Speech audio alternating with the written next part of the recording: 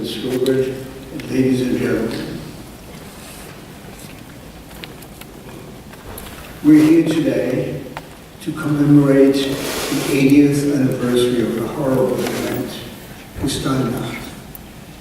Now, I have to tell you that I never expected, or at least I had grave doubts, that I would ever see the 10th anniversary of Kristallnacht. And here we are 80 years after that. And so let's be grateful for that. The Kristallnacht, as you know, was an absolutely brutal event that took place on the 9th and 10th of November 1938. During these 2 days and nights, all of Germany erupted in the violence against Jews.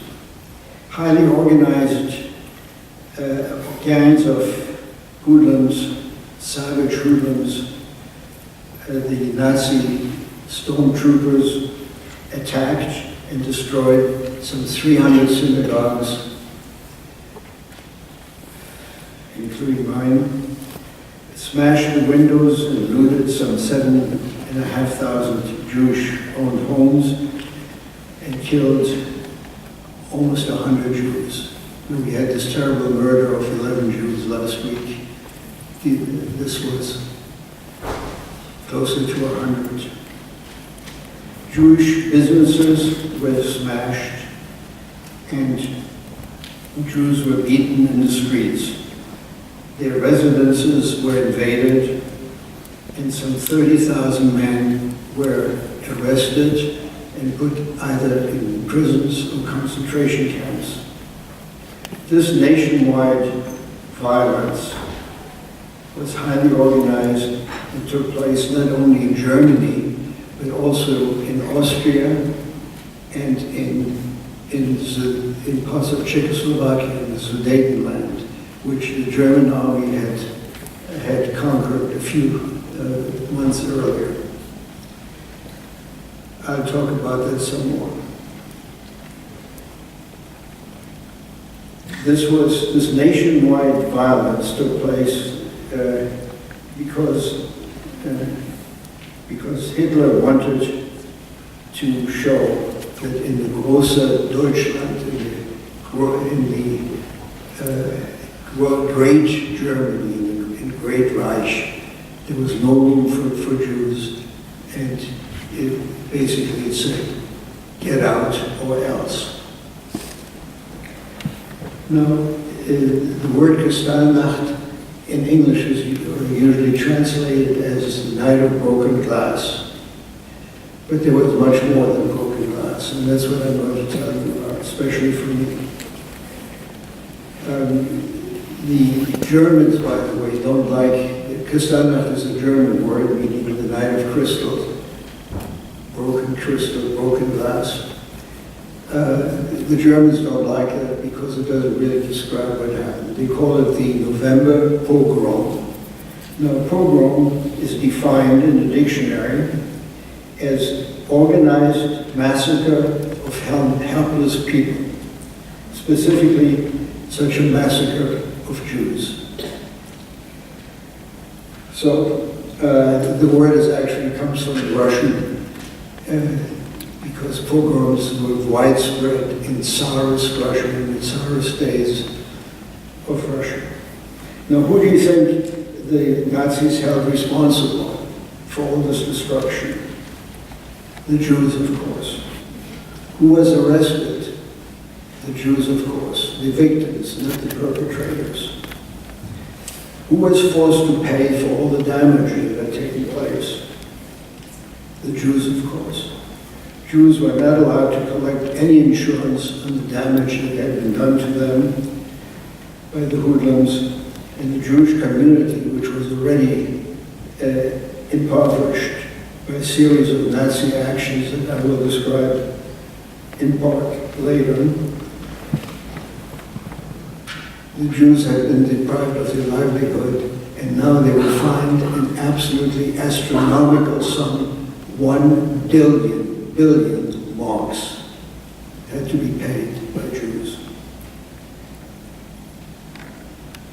Now, the world was shocked by all of this. Great Britain almost immediately decided to admit 10,000 children without their parents or their dad. 10,000 children. France took it in about 1,000. Many countries broke diplomatic relations with Germany. What did the United States do? FDR, who was considered by Jews to be a great friend, this is what he did. He recalled the American ambassador from Berlin to talk to him. But he refused all pleas to let in people, to allow more visas to be issued. So much for the historical part. I'd like to tell you more now of what it meant to me, my family, and the aftermath of Kristallnacht. Because Kristallnacht was just the beginning of really major anti-Jewish activities that finally resulted in the Holocaust.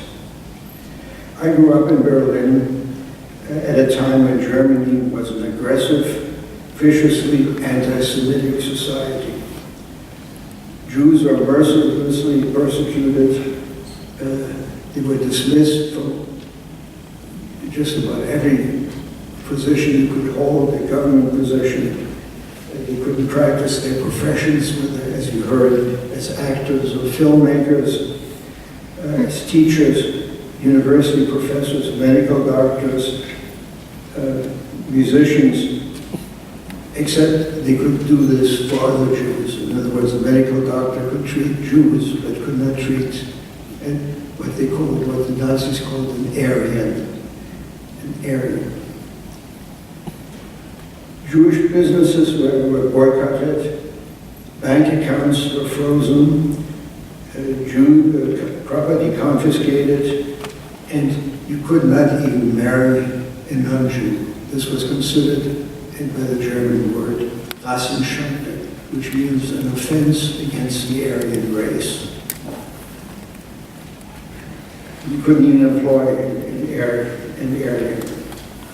Jews could not even sit on park benches or ride in public transportation, except under very restricted conditions.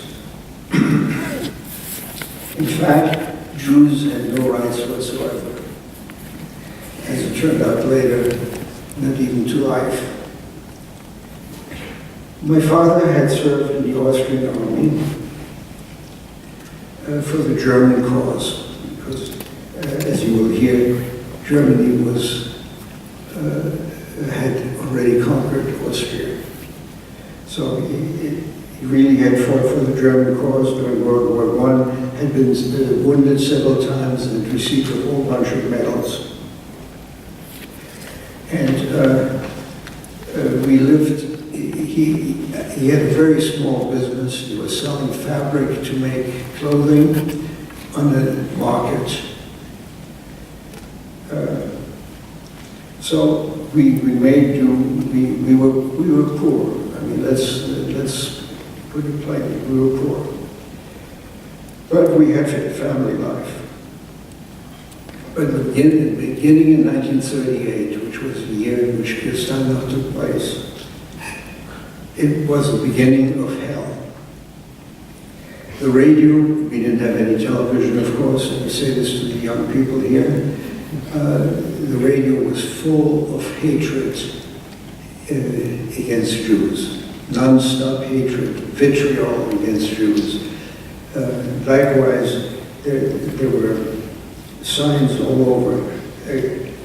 Jews were accused of everything that went wrong in Germany, and they were considered the enemies of the state. You might have seen some pictures from the period, which it says, I translate from the German, Jews are our misfortune. This is what the people were told. Now I remember the Nazi propaganda bragging about the rapid militarization of Germany. A military buildup that was, as we know, in contradiction to solemn treaties that Germany had signed. But that didn't matter.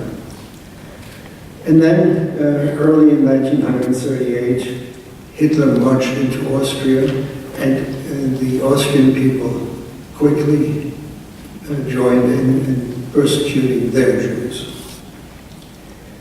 Then was the turn of Czechoslovakia to be carved up. And England and France, which were the other big European powers, met with Hitler and the Prime Minister of Great Britain, Neville Chamberlain, waved a piece of paper.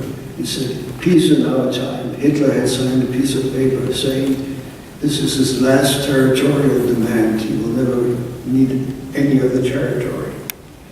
Well, it's worth remembering that appeasement of the dictator did not bring peace, because less than a year after this was signed, Germany attacked Poland, and the Second World War was on.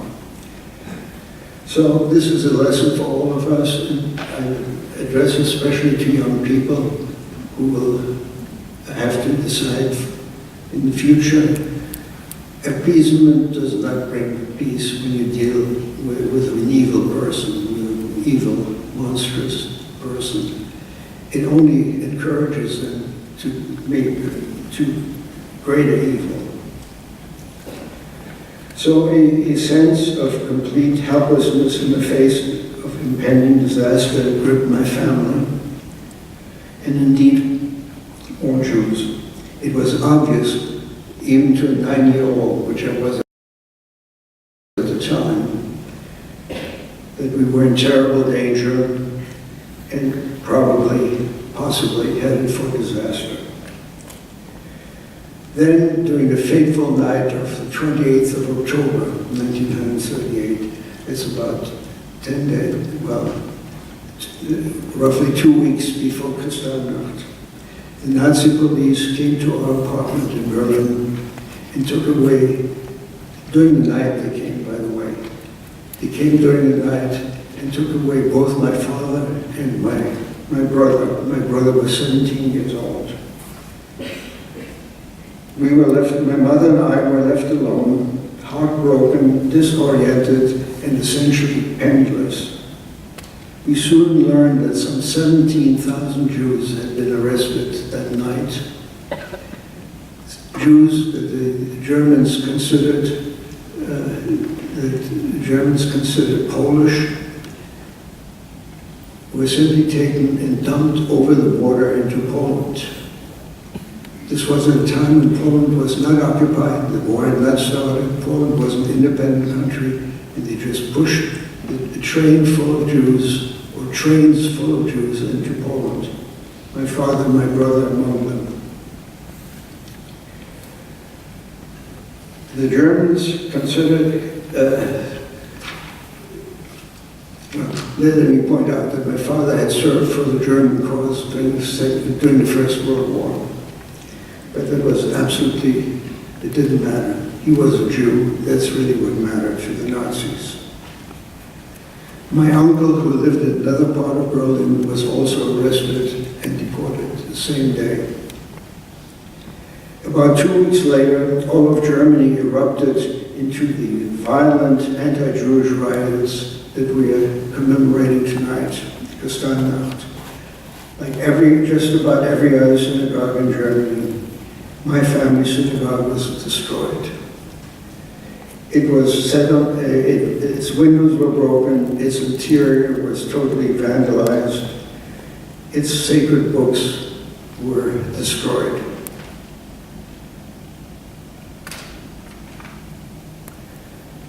And then it was set on fire.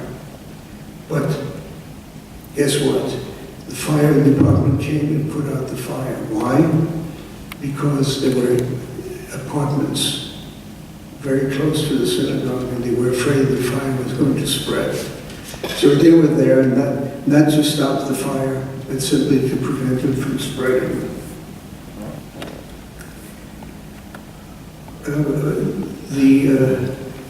The chief of police of Washington, D.C., went to the Holocaust Museum in Washington and saw the exhibit on Kristallnacht, and he asked, where was the police? Well, the police was there, just as the firemen were there, but the police were there to make sure that nobody interfered with the hoodlums who were carrying out this evil work. And then a few days after Kristallnacht, another heavy blow fell on me. My teacher told me to go to the principal's office. I was the only non-Jewish kid in my class. He told me to go to the principal's office, and usually when you get sent to the principal's office, it's not to be congratulated. At least that's how it was in Germany. It was for other reasons. So I had a deep sense of foreboding. The principal sat behind his desk and he was visibly embarrassed. And he waited, there was a long silence, and finally he said, Norbert, you have to go home. So when I asked him, why do I have to go home? Did I do anything bad? So he started to... German officials were not used to being questioned. You know, when they told you something, you had to go, yes, sir. Click your heels open, and yes, sir. But I started to ask him, I said, okay, what, am I not a good student? He said, yeah, you're a good student. He says, so why do I have to go home? He said, just go home. He said, well, if I didn't do anything bad, and if I'm a good student, why do I have to go home? He says, because you're Jewish. He whispered, because you're Jewish. He didn't look at me. He was too embarrassed. He didn't look at me. So, in a few weeks, I had lost my father and my brother. I had seen my synagogue destroyed, and I was expelled from school. It was the end of my childhood, in the beginning of my fight for survival, and I was only 9 years old. A few months later, in the spring of 1938, my father, but not my brother, remember my brother was also arrested, he was 17. In the spring of 38, my father, but not my brother, was allowed to Berlin, was allowed to return from Poland to Berlin on one condition, that the whole family, everybody, that we be out within a few weeks. There was a deadline by which the whole family had to be out, me included.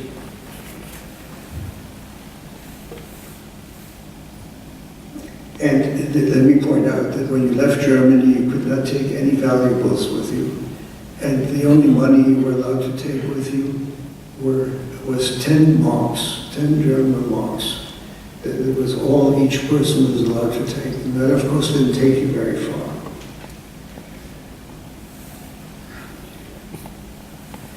So we desperately wanted to come to America, and so did many other people.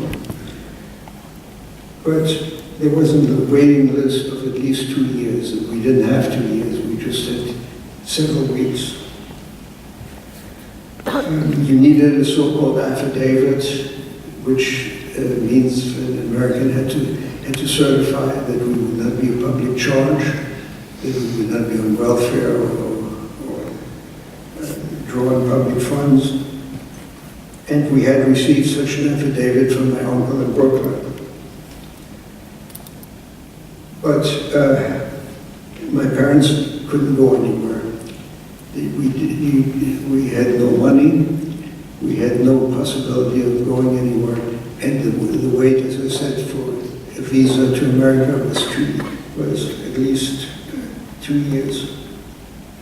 So my parents had no choice but to go to the one place on earth that would take them, which is Poland, where my brother already was. So in June 1938, as a skinny boy of 10, I stood on a platform at a railroad station in Berlin. My parents were on the train. In those days, you could open the windows. They were leaning out the window, waving to me. I was waving to them. Then the train started to go, and I ran along on the platform as long as I could till the end of the platform, and I waved to my parents, and it was absolutely the last time I saw them.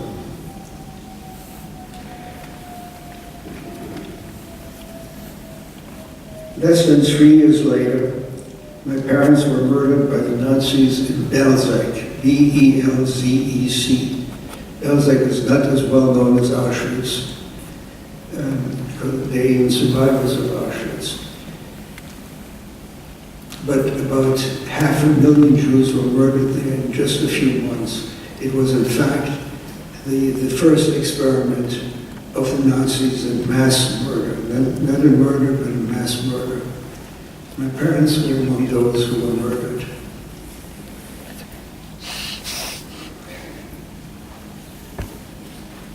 And guess how many? There have been Holocaust survivors from Auschwitz. You might have met some. There was one single survivor out of over 500,000 Jews in Belzec. One single survivor. Actually, there were two, but one went back to his town in Poland, and he was promptly murdered by the inhabitants of the town. So, one single survivor. So how did I escape the fate of my parents? Why didn't I die with them in Belzec? When my father and my brother were deported from Germany in 1938, my mother began to look frantically for an escape. She knew that as an adult and without money, her own chances were slim at best. But she learned that the Jewish community in Berlin had obtained permission to send small groups of children without parents, to what seemed like safe havens in other countries, mainly England. So my mother managed to have me placed on the list for what later became known as the Kindertransport, or convoys of children. Since we're talking about movies here tonight, I would mention there's a film called Into the Arms of Strangers. And it's a very good film. I saw it. It deals with children arriving in England, not knowing the language, not knowing anybody, and being taken in by strangers, into the arms of strangers. Most of them had very good experiences. And England, of course, was never occupied by the Nazis.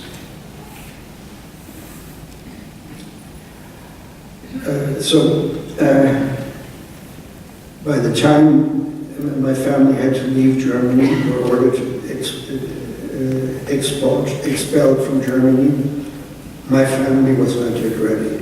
That's why I was on the railroad station in Berlin saying goodbye to them.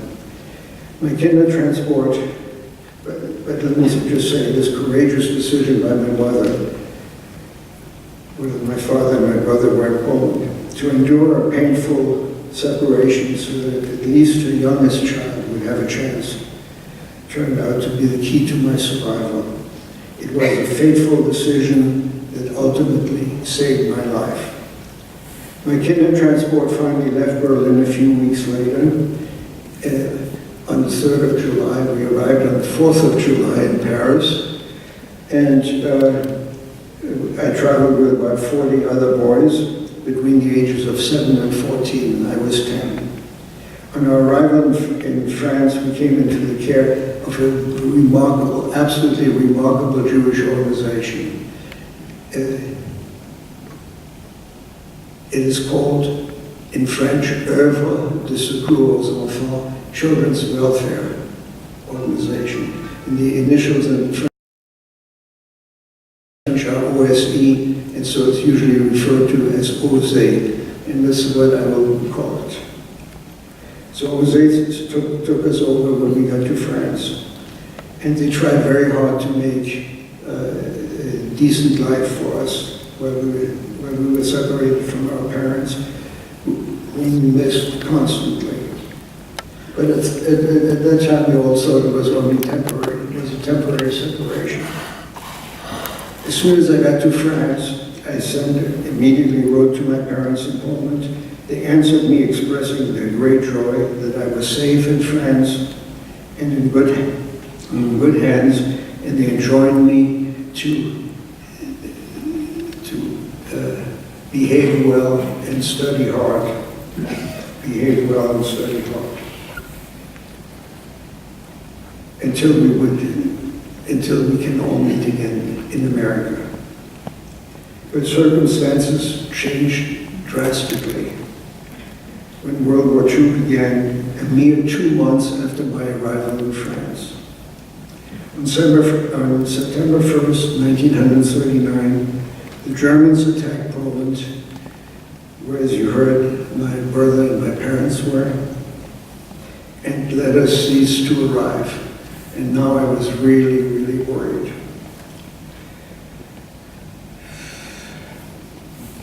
Then in May and June 1940, the French army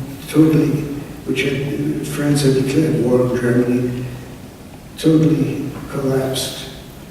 We tried to run away from the Germans, but they were faster than we were. And less than a year after we had left Germany, we were again under the Nazis. But the OSE, that Jewish organization, managed to move me and other children to safer places. They looked for safer places to be. And in early 1941, when I was 12, I was sent from Paris to an OSE home in a small village in central France, where the OSE had a children's home for about 100 children at a given time. In a very small village named Chabannes, Chabannes, in a very remote and primitive part of France, and that was its attraction, because it was of no interest to the French, it was of no interest to the Germans. We were,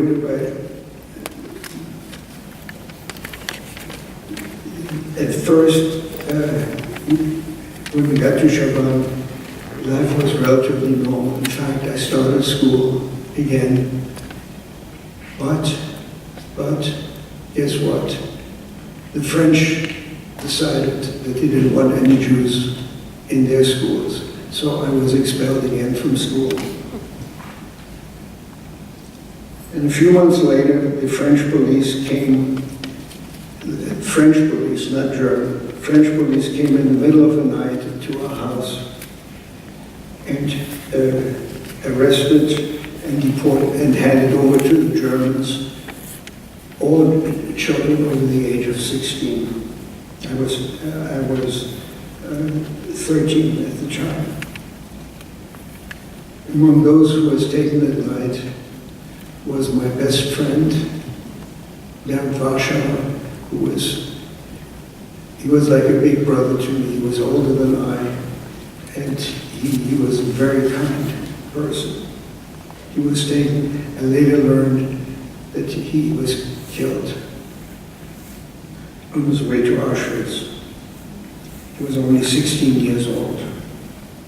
Now, the arrests in Chabannes were part of a massive roundup of Jews in all of France.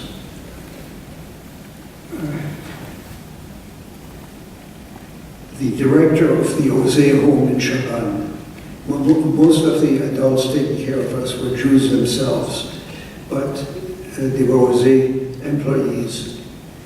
The director of the home had been a government official before the war, and had gotten he was a Chevalier de la Légion d'honneur, had gotten the Legion of Honor, and he signed all his letter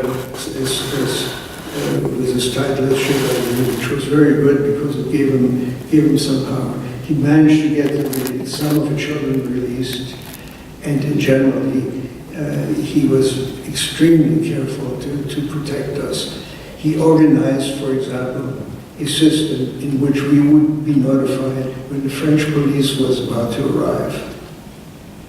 And when then we got woken up, usually they came in the middle of the night, but we got woken up and taken into the forest, in the nearby forest.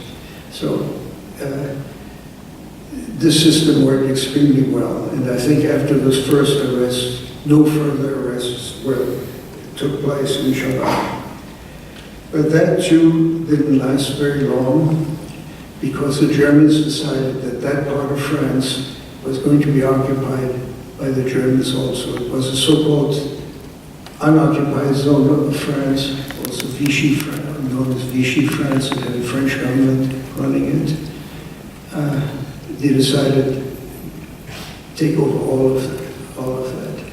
And so things became extremely dangerous. The Osea adults realized that they could come at any time and take us all away, because we're all there, they could arrest us all. So the order was given to disperse us by hiding them as best as they could in places that they thought were safer. For example, with farmers, with families, in convents, in boarding schools, or even outside of France, in countries that were not occupied by the Germans, like Switzerland or Spain. The Osea people this was all done by Jewish Osea people. The Osea people took many such daring and selfless actions during the Holocaust period, and eventually saved my life and that of thousands of children. Nobody knows the exact number. I've seen estimates as high as 5,000. I usually say at least 1,000 children were saved. I among them. Now, there was one spot in France that was not occupied by the Germans, because Mussolini, the ally of Hitler, had wanted his part of France also. So he got the Alpine region that bordered Italy. And so that was occupied by the Italian army. But the Italians, unlike the Germans, did not persecute the Jews in France. I'm talking about, I don't know about Italy itself, but in France at that time, they did not. In fact, I've seen documents that say that they prevented the French from arresting Jews in the Italian zone, because the commander said, I'm in charge yet, I have given no order to arrest anybody. So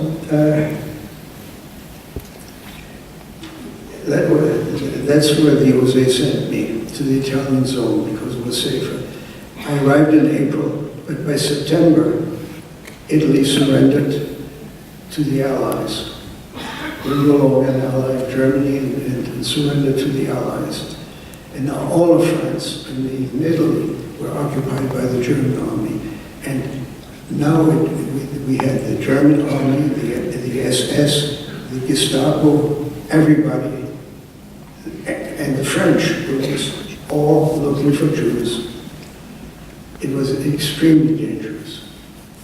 So I and two other boys decided we had to get out, but where to go? Well, it turns out that the Alpine, the Italian zone was close to it was at the foothill of the Alps, and on the other side was either Italy or Switzerland. We decided, three of us decided we would take on our chance and see whether we could get into Switzerland. We started to walk and walk and walk and walk and walk. We had absolutely no idea where we were. We didn't know whether we were still in France or whether we were in Switzerland. And it was exhausting, absolutely exhausting. It was the most difficult thing physically that I ever did in my life. And finally I told the other two boys, you go ahead. I can't take another step. And they said, no, no, we're just as tired as you are. Let's all rest a little bit. So we rested. And then we went somewhere. By the way, interestingly, I'm still in touch with one of the other two boys. And his memory is that he said he can't take another step. Anyway, we walked, finally we were utterly exhausted. No food, no water, nothing.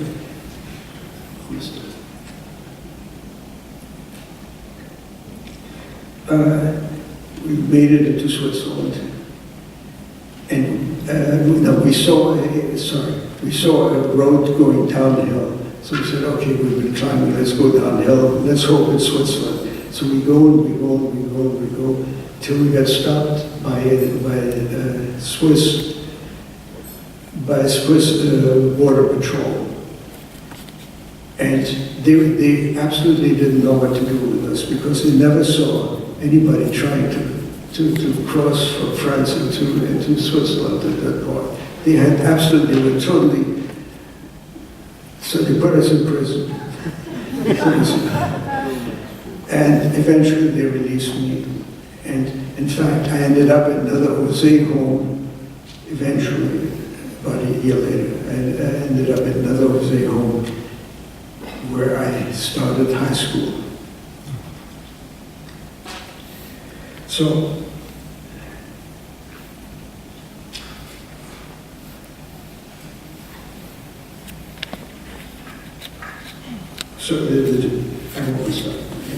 the Swiss didn't treat us terribly well at first, but at least we were safe. When the war and the killing finally ended, we all looked for family, hoping that somehow they had survived. You send a letter to the Red Cross saying, I'm looking for these people, and I'm so-and-so. Back came letter after letter. Sorry, we have no information on the people you're looking for. Then one day, something absolutely amazing happened. I got a letter from the International Red Cross saying there's a Richard Picalis, the name of my brother, living in Vienna, looking for Norbert Picalis. So now he wanted to meet me and I wanted to meet him, but I couldn't go into Austria and he couldn't come into Switzerland. So we met on his 25th birthday. He'd been deported when he was 17. Now he was 25 years old. We met at the border post between the two countries because we couldn't go into the other country. But we had met and we decided, let's do what our parents wanted us to do. Let's go to America. And so, I have to tell you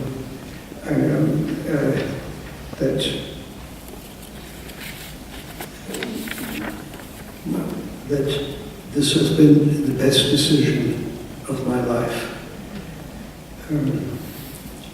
I treasure my American citizenship, which I obtained on my 23rd birthday, by the way. What a nice birthday present. And I hope that I will be able to repay in a small way this wonderful country in which we all live. By the way, I'm married 67 years, and my wife is here, and we have 2 children.